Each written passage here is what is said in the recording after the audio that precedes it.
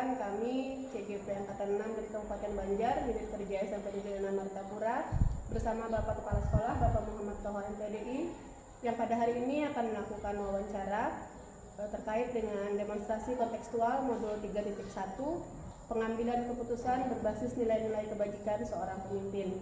Terlebih dahulu perkenalkan, saya Irma SPD, dengan sebelah saya Ibu Mutakiah MPD, Bu Rahayu Susjayanti SPD, Ibu Herlina SPMPD, dan kepala sekolah kami Bapak Muhammad Toha MPDI. Baiklah, langsung saja kita mulai kegiatan wawancara pada hari ini.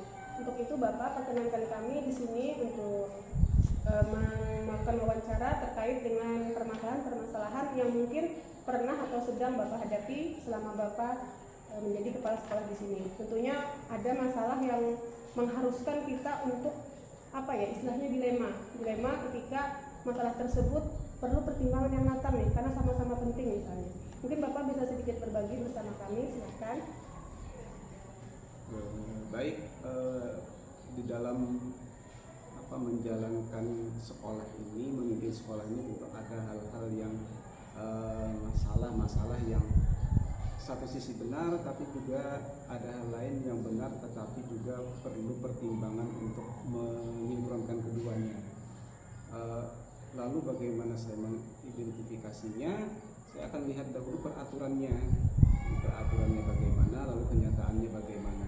Lalu kenyataannya itu pun akan juga dilihat juga apakah kenyataan ini berpengaruh besar atau berpengaruh kecil, karena tiap keputusan atau peraturan itu ada resikonya, dan saya akan mengambil resiko yang terkecil untuk meminimalisir masalah yang terjadi lebih besar. Jadi itu bagian dari proses identifikasi Pak ya, atas kasus-kasus yang terjadi. Atau mungkin bisa diceritakan dulu kasusnya Bapak seperti apa detailnya misalnya ada kasus bahwa di sekolah kan ada peraturan siswa itu tidak boleh untuk membawa HP. Kenapa tidak boleh? Karena kadang HP-nya digunakan pada saat yang bukan waktunya. Maksudnya ketika belajar ketika guru menjelaskan lalu HP itu digunakan, atau kadang ada pesan dan sebagainya masuk yang mengganggu proses pembelajaran. Dari situlah muncul peraturan bahwa siswa itu tidak bisa atau tidak diperbolehkan untuk membawa HP. Tetapi pada saat ini di mana informasi itu gencar, ternyata guru juga perlu untuk mencari informasi dan mengajak siswa itu akrab dengan informasi-informasi digital ya, informasi digital. Nah, ini hal yang satu memang tidak boleh karena mengganggu, lalu satu juga ini memang kadang diperlukan. Nah, ini satu hal yang dilema lah istilahnya, karena salah satu juga penting, salah satunya juga penting. Ya, jadi jelas sekali Bapak ya, tadi dari kasus yang sudah disampaikan dan sudah diidentifikasi pula secara rinci. Untuk pertanyaan selanjutnya akan dilanjutkan oleh rekan kami, silakan. Ya, jadi berhubung dengan kasus yang dilema EJK tadi, bagaimana Bapak menjalankan pengambilan keputusan tersebut untuk yang tadi menjadikan bahwa ini sangat dibutuhkan benar kebenaran? Saya jalankan atau ambil keputusan, kalau boleh dikatakan tuh 50-50, maksudnya peraturan tetap peraturan. Jadi selama nanti peraturannya akan belum direvisi, tentu saja nanti revisinya akan sama-sama dengan Dewan Guru dan warga sekolah. Sementara itu belum direvisi, peraturan tetap dilaksanakan, tetapi ketika misalnya guru itu memerlukan informasi dari internet yang bisa lewat HP tadi, maka guru akan kami persilahkan untuk menggunakannya, tetapi selama dalam pelajarannya. Di luar mata pelajarannya, maka HP itu harus disimpan, dan yang menyimpan bertanggung jawab itu adalah guru mata pelajaran yang bersangkutan. Seperti itu. Jadi tadi Bapak mengatakan bahwa pengambilan keputusan harus dengan sesuai peraturan, yang dimana guru yang akan melaksanakan pertanggungjawaban terhadap permasalahan ini. Ya, silakan untuk pertanyaan selanjutnya. Dari kasus itu ya Bapak ya, dari kasus dilema itu yang mana nih sama-sama benar ya Pak ya? Iya. Apa langkah-langkah Bapak atau prosedur seperti apa yang Bapak lakukan selama ini ketika menghadapi permasalahan itu Bapak? Iya.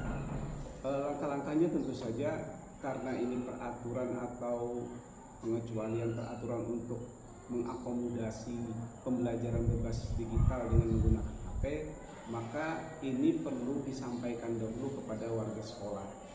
Jadi saya sampaikan kepada warga sekolah bahwa ini bisa dilaksanakan dengan pengecualian tadi. Jadi istilahnya sosialisasilah kepada warga sekolah, kepada siswa, kepada orang tua, kepada guru juga.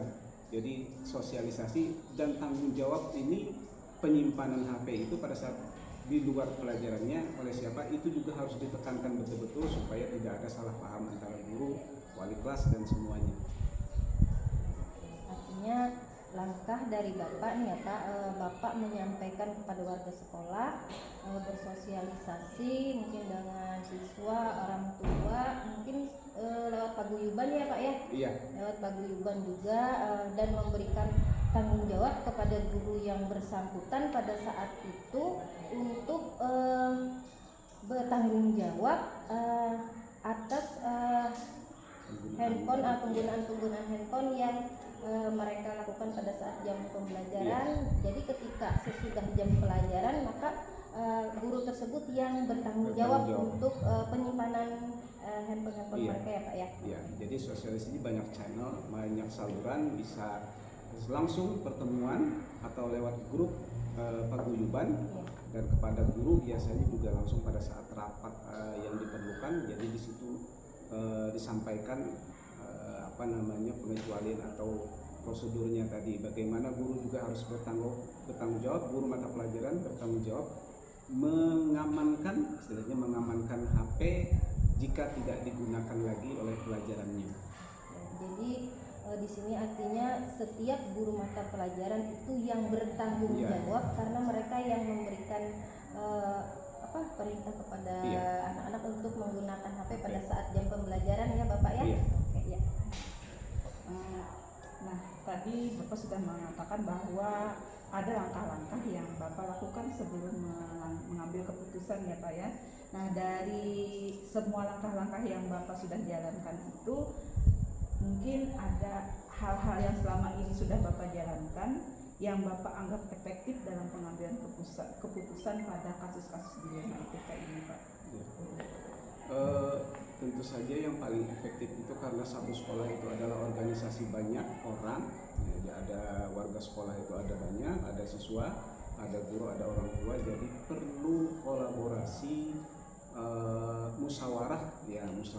Nah ini cara yang paling efektif untuk menghasilkan satu keputusan. Jadi karena musyawarah, maka keputusan itu adalah keputusan bersama, bukan keputusan seorang guru, bukan keputusan seorang kepala sekolah. Nah, jadi itu cara yang paling efektif karena dimusyawarahkan, disepakati sama-sama, berarti dijalankan sama-sama. Seperti itu. Jadi pada intinya kita harus berkolaborasi ya Pak ya dalam sekolah ini, karena sekolah ini tidak bisa maju atau tidak bisa melakukan apapun kalau harus berkolaborasi dengan semua pihak, baik itu guru, warga sekolah maupun dari pihak orang tua siswa ya Pak ya. Ya, selanjutnya pertanyaan Mas. Iya, tadi sudah tergambar seperti apa rancangan langkah-langkah prosedural yang Bapak tempuh nantinya dan juga sudah berlangsung sejauh ini. Namun pastinya kita pun tahu di setiap tindakan kita tentunya ada tantangan. Nah, selama ini yang merupakan tantangan dalam pengambilan keputusan pada kasus-kasus dinamika yang Bapak alami seperti apa saja? Tantangannya tentu saja harus menyamakan menyamakan pendapat, menyamakan perasaan dan sebagainya, bagaimana peraturan itu bisa dilaksanakan dengan baik. Nah, untuk menyamakan ini ya kita harus juga melihat ini kalau keputusan A misalnya yang diambil, maka resikonya seperti apa, keputusan B yang diambil resikonya juga seperti apa. maka perlu dianalisis. Setiap keputusan yang diambil tentu ada risikonya, dan diambil risiko yang paling kecil, yang paling tidak berdampak. Akan ada risiko, tapi kita ambil yang paling kecil yang tidak berdampak sangat besar kepada perjalanan sekolah ini. Betul sekali, karena masing-masing manusia kadang pola pikir yang berbeda, lalu akhirnya pemahamannya juga berbeda-beda. Tapi tadi sudah dijelaskan juga bahwa prinsipnya adalah kita meminimalisir kemungkinan terburuk. Baiklah, lanjutkan. Jika ada permasalahan tersebut, kira-kira bagaimana Bapak menyelesaikan permasalahan ini? Apakah ada penjadwalan atau bagaimana? Oh ya, jika ada satu kasus ya masalah misalnya tadi kita kembali ke HP tadi anak siswa, lalu HP-nya tidak digunakan pada semestinya yang sudah disepakati, artinya di luar kontrol guru mata pelajarannya, mereka di luar itu menggunakan, maka kita jadwalkan untuk bertemu atau penyelesaian kasus ini.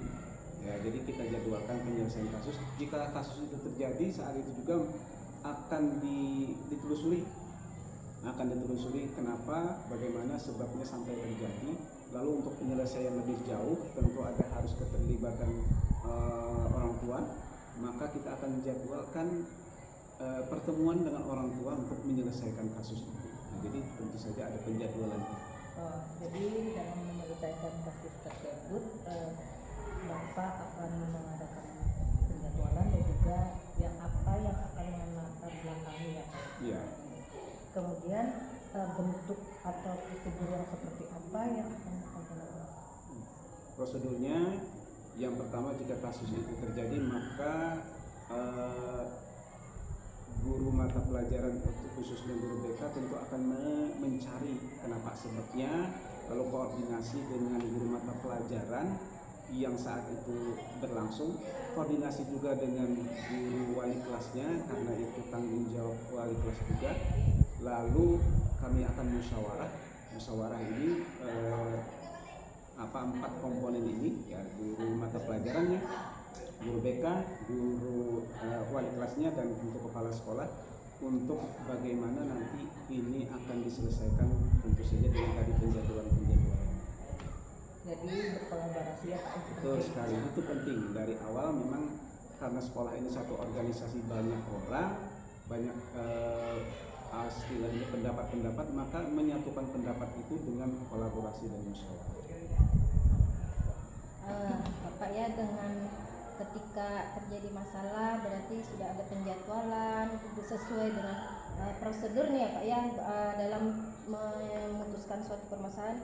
Sekarang adakah seseorang atau faktor-faktor yang selama ini mempermudah atau membantu Bapak dalam pengambilan keputusan selama kasus-kasus dilema etika terjadi? Jika ada faktor-faktor, memang tadi sudah saya sampaikan bahwa faktor yang paling penting untuk dapat menyelesaikan satu masalah itu adalah musyawarah, kolaborasi, selalu berhubungan dengan pihak-pihak yang memang berkepentingan dengan untuk penyelesaian masalah tadi. Karena ini di sekolah, warga sekolah semuanya punya kepentingan untuk penyelesaian masalah. Karena jika masalah itu dibiarkan, takutnya akan merembet ke hal-hal yang lain. Jadi faktor itu yang sangat penting adalah kolaborasi, musyawarah, kesamaan pendapat di antara semua warga sekolah. Oke, baik, artinya faktor yang mempermudah itu intinya musyawarah, kolaborasi, dan kesamaan pendapat ya Bapak ya. Nah, Bapak, dari semua yang telah Bapak sampaikan tadi, tentunya kan banyak persoalan-persoalan dan kasus-kasus permasalahan yang ada di sekolah kita ini, bukan hanya permasalahan HP saja ya Pak ya, yang Bapak selesaikan selama ini, bahkan untuk hal-hal lain pun juga lebih banyak. Nah, dari semua yang telah Bapak sampaikan, pembelajaran apa yang Bapak dapat petik dari yang semua telah Bapak lakukan? Pembelajaran apa yang bisa Bapak petik pengalaman yang Bapak ambil selama mengambil keputusan mengatasi permasalahan dilema etika ini. Pengalaman dan pelajaran yang bisa diambil dari pengambilan keputusan terhadap satu masalah di sekolah itu bahwa memang ternyata tadi sekali lagi kesamaan pendapat itu sangat penting supaya tidak terjadi macam-macam pendapat lagi. Jadi kesamaan pendapat di dalam satu musyawarah, satu pertemuan itu penting. Mau keputusan apapun yang diambil, keputusan itu harus disepakati oleh semua orang agar keputusan itu bisa diketahui dan bisa dijalankan sama semuanya.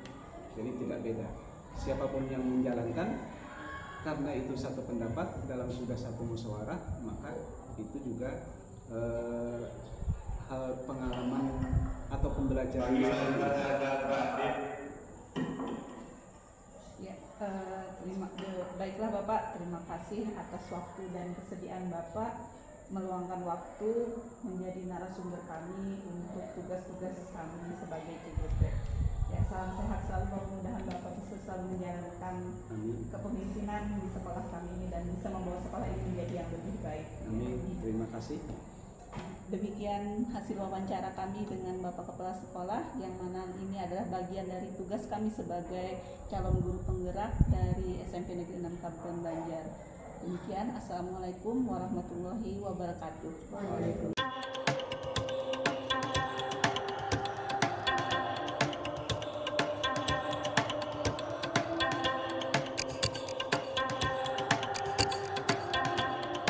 Assalamualaikum Ibu Lin. Waalaikumsalam Bu Ibu. Bagaimana kabar Ibu hari ini? Alhamdulillah kabar saya baik. Ya, mudah-mudahan kita dengan kegiatan ini semakin mempererat tali silaturahmi kita ya. Mohon maaf Ibu sebelumnya meminta Ibu untuk datang ke sini meluangkan waktu sebentar berkaitan dengan tugas-tugas kami sebagai calon guru penggerak.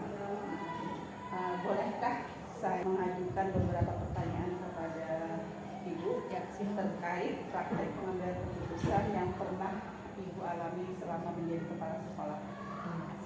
Jadi selama ini dalam menghadapi berbagai permasalahan, bagaimana Ibu mengidentifikasi kasus-kasus yang merupakan dilema etika atau rujukan moral? Kami ini kan di daerah terpencil ya. Kalau menurut saya dalam penafsiran saya, kalau dilema etika itu yang sering kami hadapi. Kalau rujukan moral itu sebenarnya tidak ada ya, tidak ada. Kalau saya mengidentifikasinya, kalau dilema etika itu berarti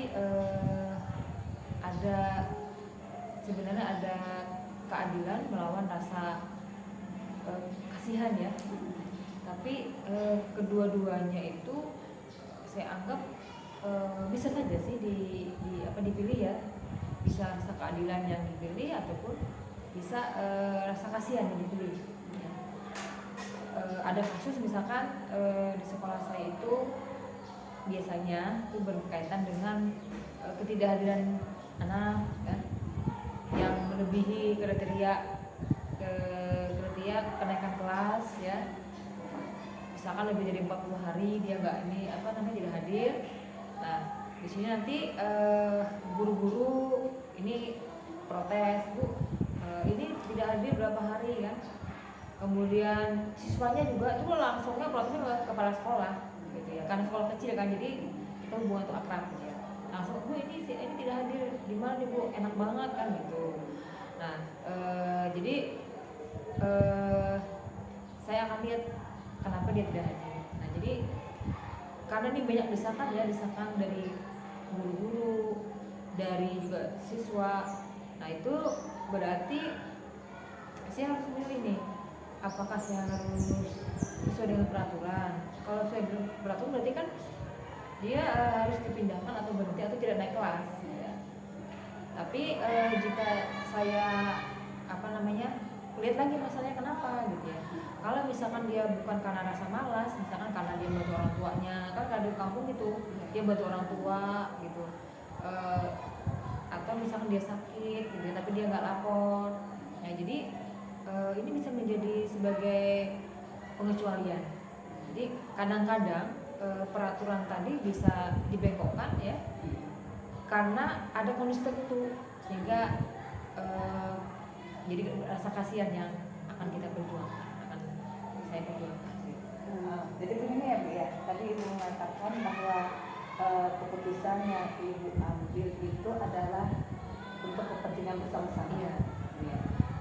Kalau begitu permasalahan yang Ibu hadapi ini baru-baru saja kah atau yang sudah berapa terjadinya?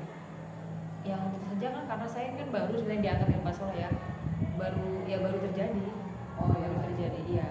Jadi keputusan Ibu bahwa kepentingan itu adalah yang mengandung nilai kebajikan, yang apa tadi Bu, keadilan dan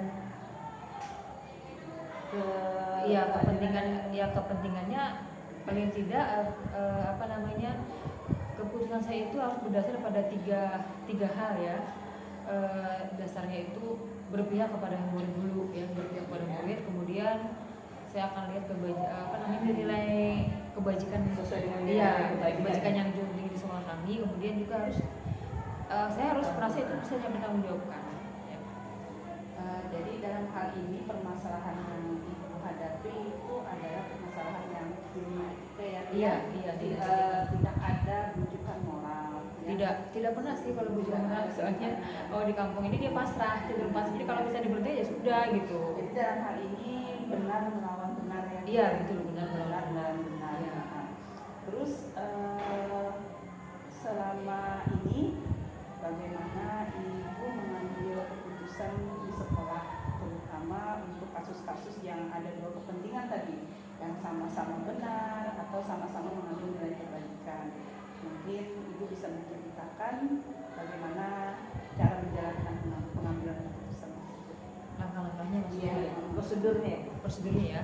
Dalam pengambilan keputusan itu tidak mungkin kan langsung hari ini juga selesai gitu ya. Betul. Nah jadi ada prosedurnya yang harus saya lakukan gitu ya. Yang prosedurnya yang utama itu adalah mencari peristiwa seperti apa sih gitu ya. Mengidentifikasi informasi. Misalkan di sini ada peraturan apa yang dia langgar gitu kan. Kemudian yang terlibat ya Bu. Iya. Siapa saja yang terlibat biasanya gitu ya. Iya.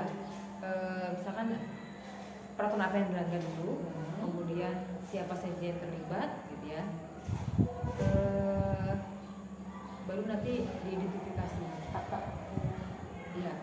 Kemudian fakta-faktanya ya tadi misalkan kalau misalkan peristiwanya yang terjadi itu si anak ini benar-benar malas kah dia tidak hadir? Apakah karena mungkin sesuatu hal ya sakit, misalkan dia hilaf, dia tidak menyampaikan surat gitu ya, ataupun misalkan dia membantu orang tuanya gitu ya. Karena di lingkungan Islam yang terjadi ada dua kasus itu ya. Kadang-kadang memang siswa itu malas gitu ya, karena dia asik main game, dia malas masuk sekolah. Ada juga yang karena memang kepentingan untuk ekonomi keluarga ya, membantu ekonomi keluarga orang tuanya. Nah jadi kami setelah itu baru dilakukan uji uji benar salah ya? Iya, uji benar salah gitu ya. Apakah ini benar melawan benar dengan benar atau ini merupakan uji legal gitu ya? Ya artinya melanggar hukum nggak sih? Misalkan kasus anak ini gitu. Kalau misalnya dia nggak masuk karena misalkan dia terlibat perkelahian gitu ya, kemudian dia ditahan atau apa gitu ya. Nah kita tidak bisa membela dia gitu ya. Kemudian juga kalau saya memutuskan apakah nanti ini membawa nama baik saya menjadi rusak gitu ya, karena mungkin biasalah kalau misalkan keputusan yang tidak memuaskan satu pihak, mungkin ada yang ngomong sana kemari gitu ya. Nah, mungkin terekspos di media kan banyak nih ada di TikTok apa gitu ya, kekecewaan mereka gitu. Nah jadi kalau misalkan itu keputusannya memang berdasarkan aturan dan memang rasa belas kasihan, saya rasa itu tidak asal tidak berbentuk bujukan moral tadi ya, saya rasa tidak melanggar hukum sih gitu.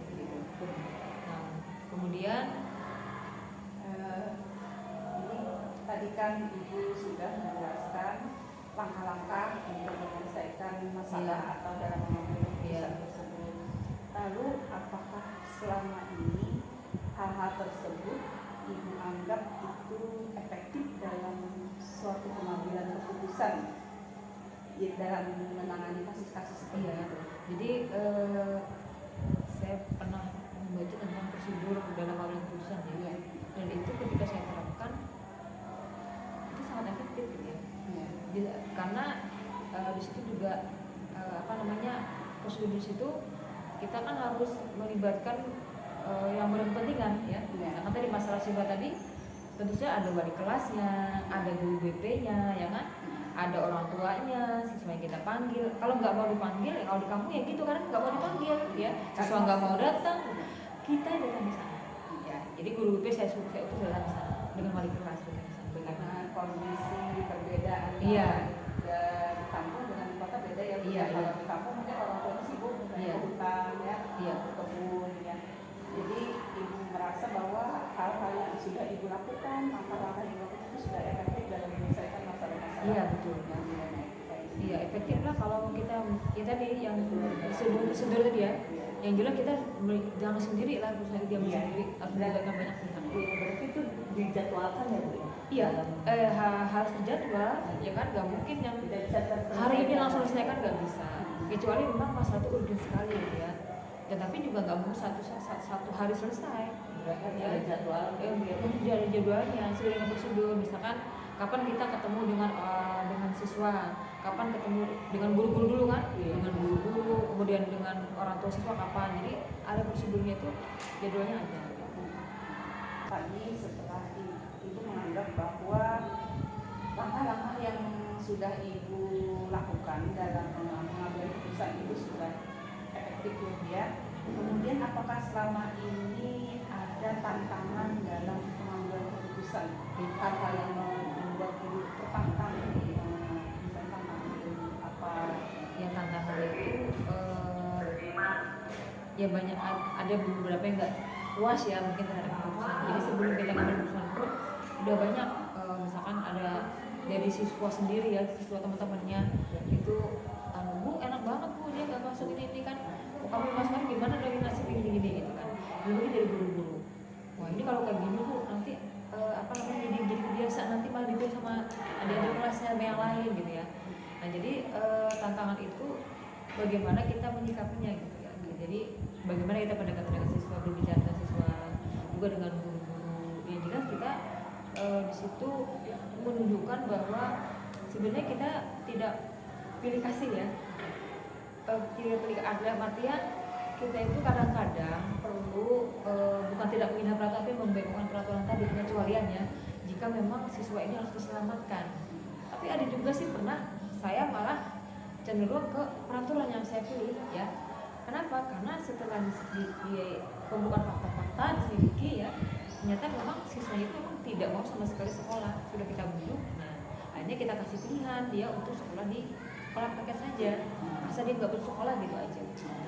Tapi dalam menyelesaikan tantangan keputusan tadi, jadi pasti kemungkinan ada kata-kata atau seseorang atau faktor apa yang dapat mempermudah atau membantu dalam menyelesaikan permasalahan. Ya karena di sekolah itu kan biasanya ada wakil kepala sekolah ya, ada urusan kesiswaan, ada urusan kurikulum ya kan.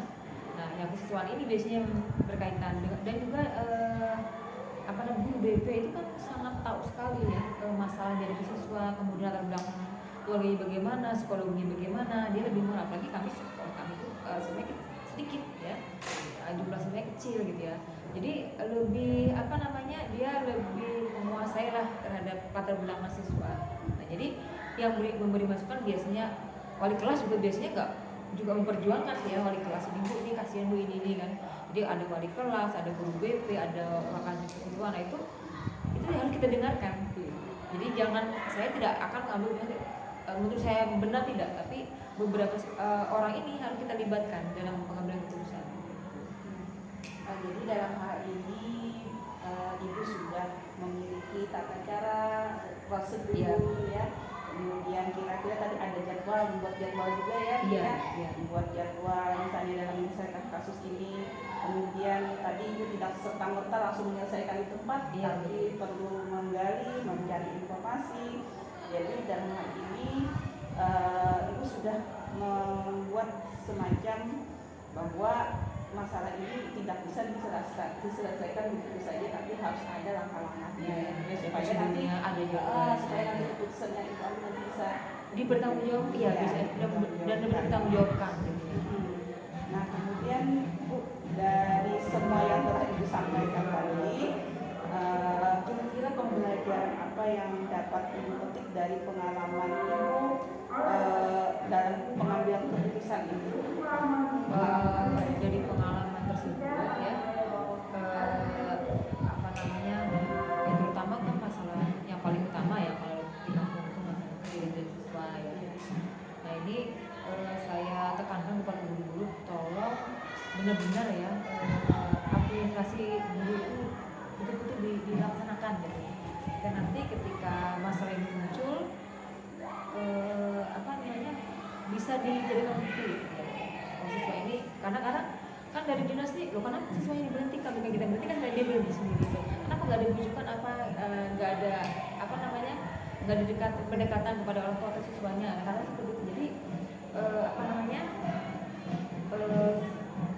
dari pengalaman itu ya, karena saya kan dapat teguran gitu ya sebagai teguran, kenapa siswanya kok berhenti, dibiarkan saja ini.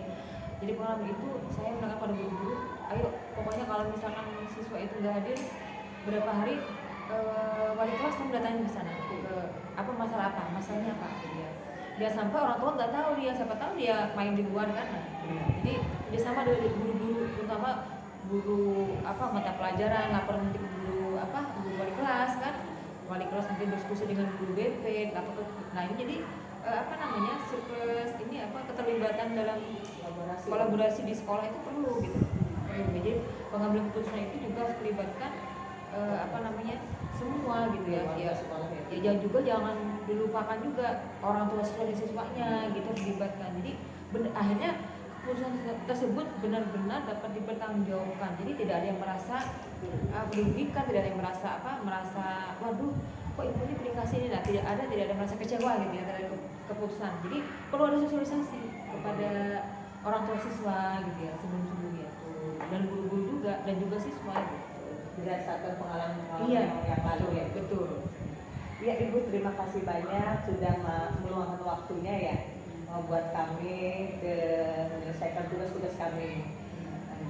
Terima kasih Ibu, kami ucapkan semoga ini menjadi berkah untuk kita semua. Ya, semoga kita semua dalam keadaan sehat ya. Tugas ya. Assalamualaikum warahmatullahi wabarakatuh. Iya, waalaikumsalam.